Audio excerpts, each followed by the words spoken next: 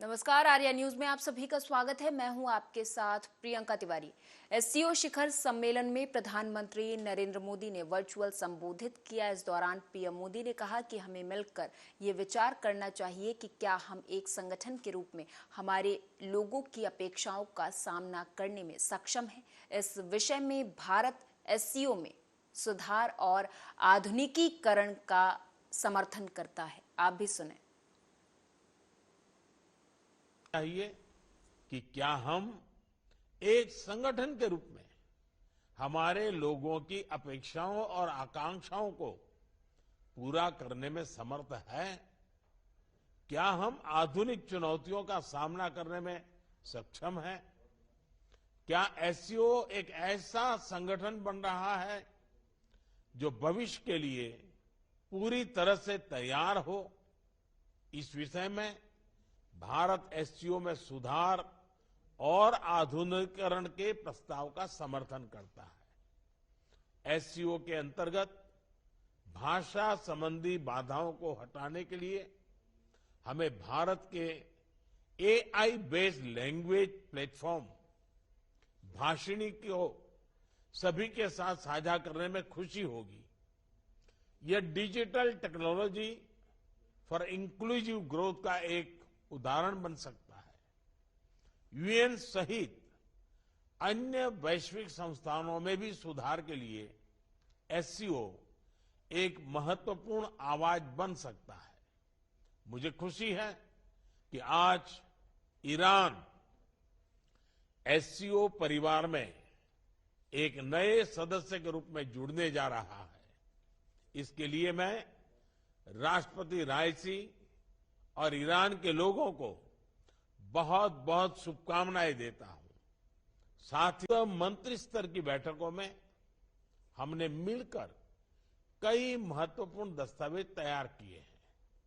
इनसे हम अपने सहयोग में नए और आधुनिक आयाम जोड़ रहे हैं, जैसे ऊर्जा क्षेत्र में इमर्जिंग फ्यूल्स पर सहयोग, ट्रांसपोर्ट के क्षेत्र में डीकार्बनाइजेशन और डिजिटल ट्रांसफॉर्मेशन में सहयोग, डिजिटल पब्लिक इंफ्रास्ट्रक्चर के क्षेत्र में सहयोग। भारत का प्रयास रहा है कि एससीओ में सहयोग केवल सरकारों तक सीमित न रहे। लोगों के बीच संपर्क और गहरा करने के लिए भारत की अध्यक्षता में नई पहलें ली गई हैं। पहली बार SCO millet food festival, film festival, SCO Surajkund craft Mela, think tank conference, international conference on shared Buddhist heritage का आयोजन किया गया। एससीओ की पहली पर्यटन एवं सांस्कृतिक राजधानी इटर्नल सिटी वाराणसी अलग अलग कार्यक्रमों के लिए आकर्षण का केंद्र बनी। एससीओ देशों के युवाओं की ऊर्जा और प्रतिभा को सार्थक करने के लिए हमने young scientist conclave, young authors conclave, young resident scholars programme, startup forum, youth council जैसे नए फोरम्स का आयोजन किया चाहिए।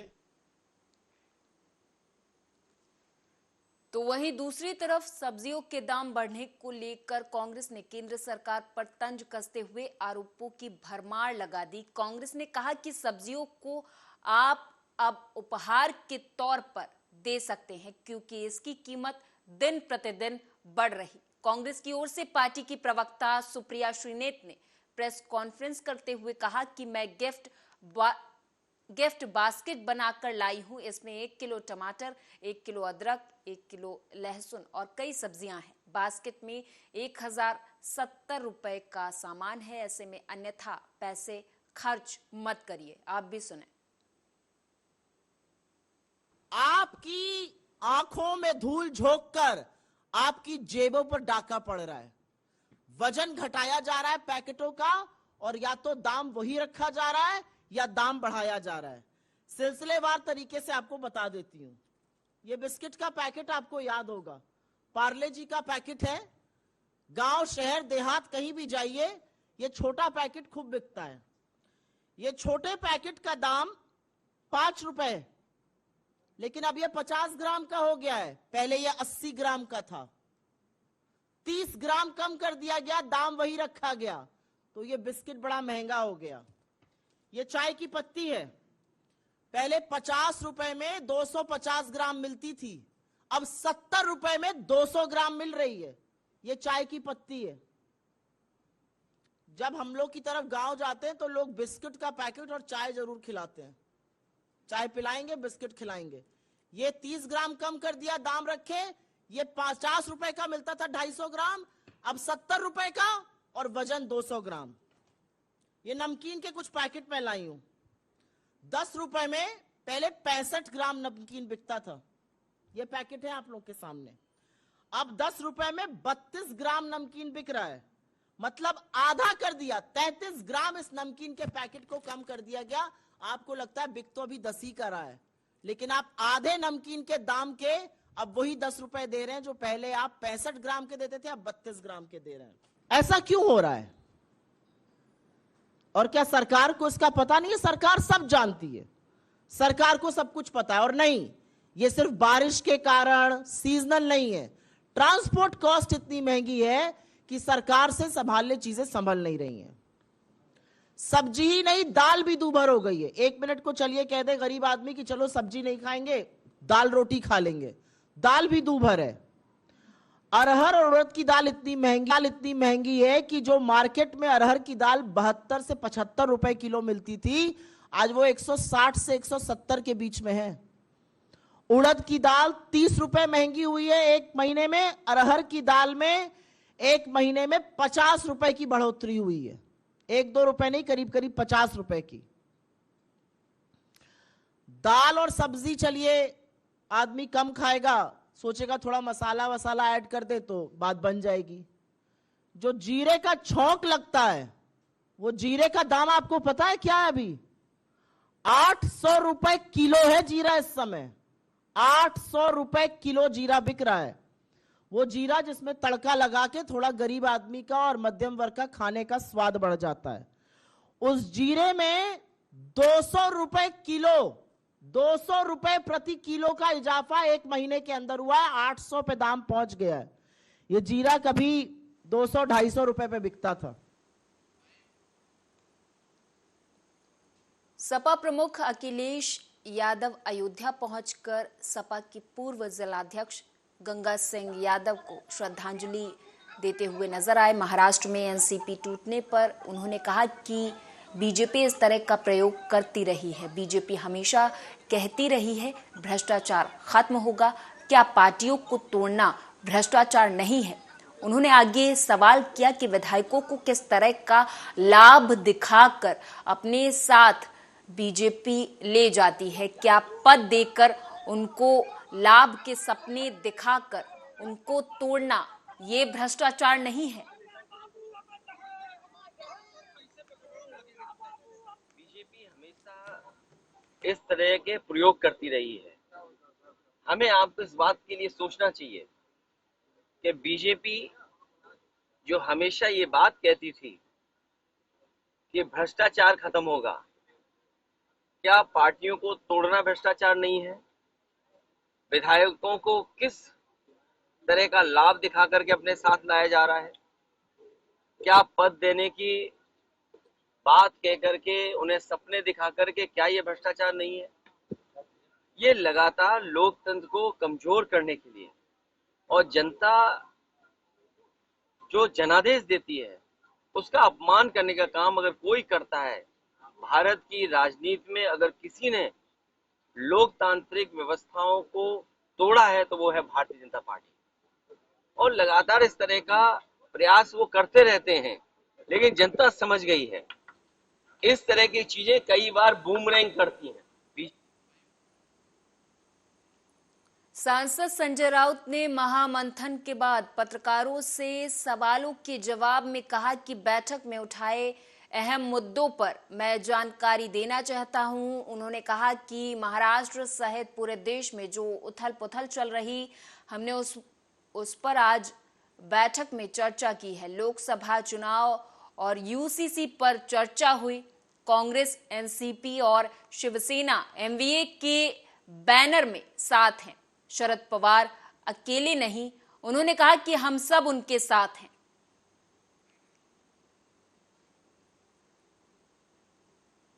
मीटिंग हमारी जो है उद्धव ठाकरे साहब की लीडरशिप में मीटिंग हो गई, पार्टी चीफ,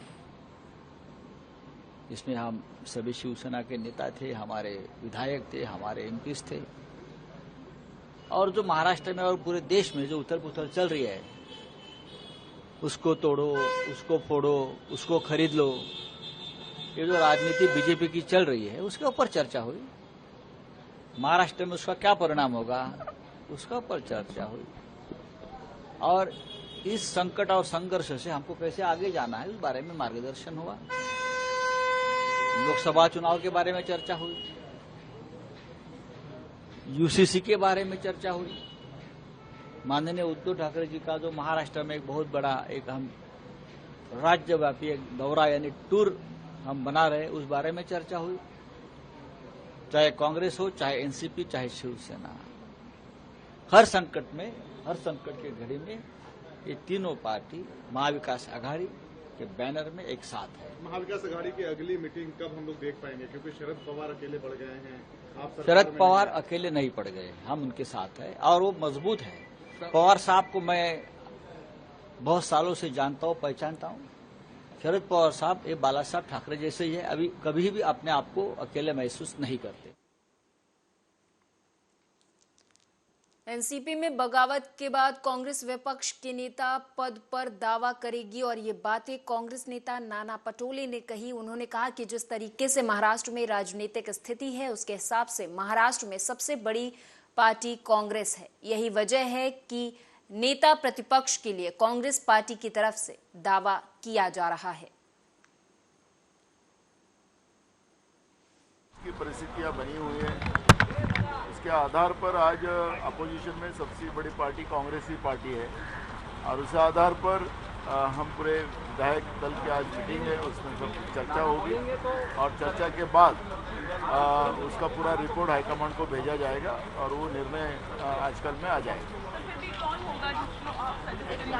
नाम क्या सामने आए हैं, कुछ नाम आप बता सकते हैं? नाम तो हमारे पास बहुत सारे हैं, लेकिन नाम बहुत सारे हैं, लेकिन हम उसका पूरा रिपोर्ट ही हम हाईकमांड को भेजेंगे। हाईकमांड का जो आदेश होगा वो सब पालन करेंगे।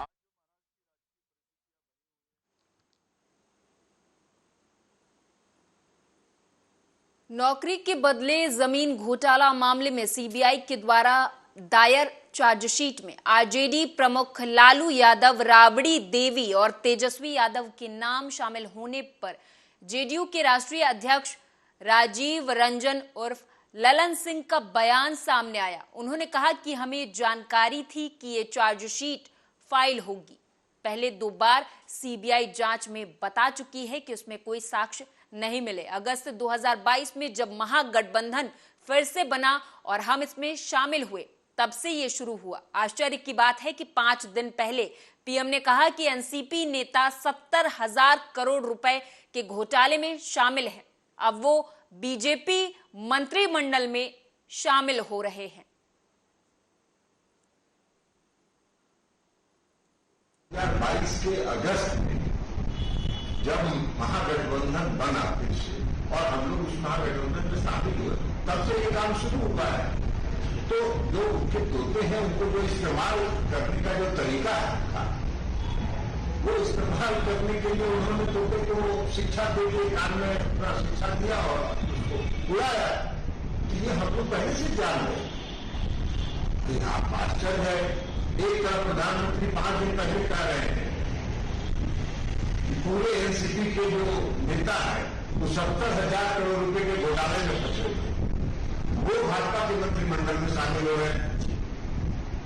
और श्री तेजस्वी प्रसाद यादव महागठबंधन में शामिल हो रहे हैं, इसलिए उन आरोपों पर, जिन आरोप को 2 बार सीबीआई जांच करके खारिज कर चुकी है कि कोई साक्ष्य नहीं है, उस पर जांच। समाजवादी पार्टी के वरिष्ठ नेता और विधायक शिवपाल सिंह यादव ने मंगलवार यानी कि 4 जुलाई को दावा किया कि केंद्र में सत्तारूढ़ यानी बीजेपी विपक्ष को खत्म करना चाहती है। उन्होंने कहा कि हालांकि विपक्षी दल पूरी तरह से एकजुट है और आगामी लोकसभा चुनाव में बीजेपी उन्हें रोक नहीं पाएगी। आप भी सुने। तब ये लोग इस तरह की बातें करने लगते हैं जिससे कि इनकी दुकान चलने लगे। तो ये इनका दुकान चलाने का एक तरीका है और ये भारतीय जनता पार्टी में तो हमेशा संपर्क में रहे हैं और भारतीय जनता पार्टी के संपर्क में हम भी, और कोई ऐसा नेता नहीं था कुछ समय पहले जो छोटे से लेकर के बड़े हमसे न मिला, लेकिन हमको तो नहीं हिला पाए। हम लोग समाजवादी हैं ना, तो हमको तो नहीं हिला पाए और हमारा अब इस समय क्लियर प्रयास है 2024 में विपक्ष को इकट्ठा करके और संगठन को मजबूत करके 2024 के चुनाव में भारतीय जनता पार्टी को उत्तर प्रदेश से हराएं। ये हमारा क्लियर इशू। देखिए, ये आप सब लोग जान रहे हैं कि ये भारतीय जनता पार्टी से अलग कहाँ है। जब भी मौके आते हैं तो भारतीय जनता पार्टी के नज़दीक, और बहुत से समय ऐसे हैं कि डर भी जाते हैं। हम लोग तो डरने वाले तो हैं नहीं, हैं? कभी सीबीआई से डरेंगे, कभी ईडी से डरेंगे, कभी कहीं से डरेंगे, तो हम लोग तो डरने वाले नहीं हैं समाजवादी के लोग। चाचा, सरकार के मंत्री हैं संजय निषाद, वो कह रहे हैं कि जैन जी नाराज हैं, शिवपाल जी नाराज हैं, नीतीश कुमार को भी हम ले आएंगे और आप लोग को भी ले आएंगे। देखिए, इस बहुत हल्के लोग हैं ये लोग। हमसे कभी मिले हैं, पूछ लेना। हमसे कभी भेंट हुई है, हमसे कभी भेंट हुई है इनकी। हाँ, हम लोग ऐसे लोगों से मिलना भी पसंद नहीं करते हैं, बहुत जो हल्की बात करें। के बारे में चर्चा कि उनको सरकार में कैबिनेट मंत्री बनाया जा रहा है, उनके बेटे को टिकट भी दी जा सकती है। बीजेपी के बिहार पे वही कोशिश कर रहे हैं कि समाजवादी पार्टी में थोड़ा डेंट लगाएं। तो भारतीय जनता पार्टी में मंत्री थोड़े दिन पहले रहे भी थे, फिर चले जाए, फिर ले लें वोट। ऐसे लोगों का कोई ठिकाना नहीं है। और जब भारतीय जनता पार्टी में वोट ले लेंगे, फिर चुनाव आएंगे, तो हमें तो जौहराबाद फिर जाना पड़ जाएगा, फिर इन्हें ढूंढना पड़ेगा हम कहां से चुनाव लड़ें। एमपी के सीधी से शर्मसार करने वाला वीडियो सामने आया, जहां नशे में धुत एक शख्स ने सीढ़ियों पर बैठे एक आदिवासी युवक पर पेशाब कर दी। कहा जा रहा है कि आरोपी शख्स बीजेपी विधायक केदार शुक्ला का प्रतिनिधि है। विपक्षी पार्टियां सत्तारूढ़ पार्टी बीजेपी पर हमलावर हो गई है। इस बीच आरोपों पर आपको बताते चले कि आरोप लगने पर आरोपी पर एनएसए लगा दिया गया है। मानवता को उसने कलंकित किया है, घोर अमानवीय कृत्य किया है। ऐसा अपराध जिसके लिए कठोरतम सजा, कठोरतम शब्द भी कम पड़ता है, लेकिन मैंने निर्देश दिए हैं कि कठोरतम सजा दी जाए, कड़ी से कड़ी कार्रवाई की जाए। ऐसी कार्रवाई जो उदाहरण बने, हम उसको किसी भी कीमत पर छोड़ेंगे नहीं। अपराधी की ना तो कोई जाति होती है, ना कोई धर्म होता है और ना कोई पार्टी होती है। अपराधी केवल अपराधी है, उसे सजा भुगतनी पड़ेगी। जांच के आदेश भी दे दिए हैं, गिरफ्तारी होगी। मुख्यमंत्री जी बोल चुके हैं, एनएसए लगेगा। इसमें क्या इस की घटनाएं लगातार आ रही हैं सर, अपना लगातार कार्रवाई हो रही है, लगातार कार्रवाई हो रही है। सर, इसको लेकर आपने निर्देश दिए हैं क्या सर? निर्देश मैंने नहीं, मुख्यमंत्री जी ने दे दिया।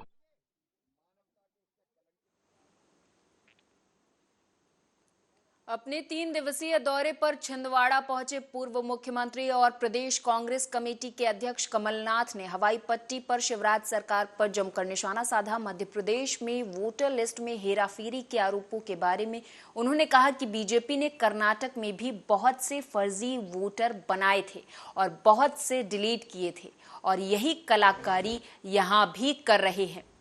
हम इस पर पूरा ध्यान रखेंगे।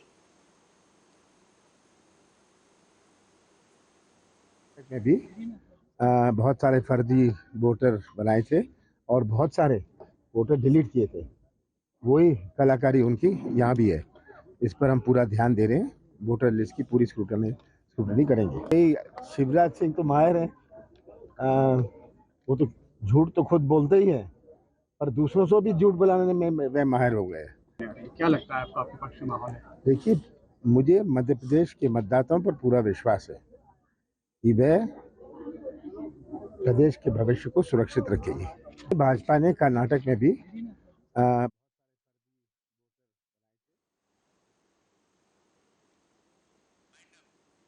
और इस बुलेटिन में मेरे साथ बस इतना ही। आप देखते रहें आर्या न्यूज़।